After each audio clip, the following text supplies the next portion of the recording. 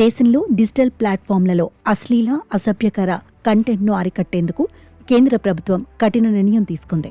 సమాచార ప్రసార మంత్రిత్వ శాఖ ఆదేశాల మేరకు అనైతిక, చట్టవిరుద్ధ కంటెంట్ను ప్రసారం చేస్తున్న 25 ఓటీటీ యాప్లు, వెబ్సైట్లను నిషేధించింది.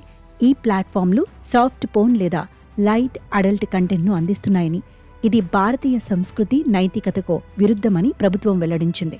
ఈ చర్య దేశంలో డిజిటల్ సంస్కృతిని సురక్షితంగా, బాధ్యతాయుతంగా ఉంచే దిశగా ఒక ముందడుగుగా పరిగణిస్తున్నారు.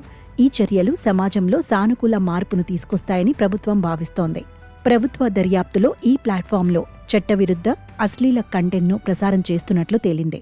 నిషేధించబడిన జాబితాలో ప్రముఖ యాప్లు Ullu, Alt, Big Shots, Desiflix, Boomex, Navarasa Lite, Gulab app, Kangan app, Bull app, Jwala app, Wow Entertainment, Look Entertainment, Hit Prime, Feneo, Show X, Soul Talkies, Adda TV, Hot X VIP, Hulchul app, Moodx, Neonx, VIP, పుగి, మోజోఫ్లిక్స్, ట్రిఫ్లిక్స్ ఉన్నాయి. ఈ యాప్లు నిరంతరం అభ్యంతరకర కంటెంట్ను అందించటం వల్ల ప్రజల నుంచి ఫిర్యాదులు వచ్చాయి. దీంతో కేంద్రం వీటిపై చర్యలు తీసుకుంది. ఈ నిషేధం వెనుక ప్రధాన కారణం డిజిటల్ ప్లాట్ఫామ్లలో అశ్లీల కంటెంట్ను అరికట్టడం.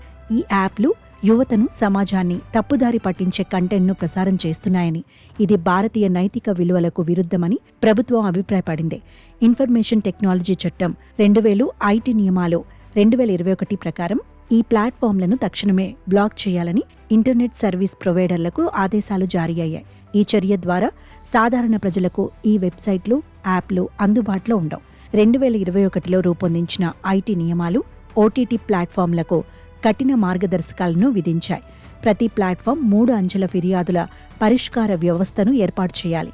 అలాగే కంటెంట్ను వయస్సు, స్వభావం, నైతికత ఆధారంగా వర్గీకరించాలి. ఈ నిషేధించిన యాప్లు ఈ నియమాలను ఉల్లంఘించినట్లు గుర్తించారు. దీంతో చర్యలు తీసుకున్నారు. ఈ నియమాలు డిజిటల్ కంటెంట్ను బాధ్యతాయుతంగా, సమాజానికి హాని కలిగించని విధంగా అందించేలా చూసేందుకు రూపొందించారు. ఈ నిషేధం ద్వారా డిజిటల్ ప్లాట్ఫామ్లు బాధ్యతాయుతంగా వ్యవహరించాలని, నైతిక కంటెంట్ను మాత్రమే అందించాలని ప్రభుత్వం సందేశం ఇస్తోంది.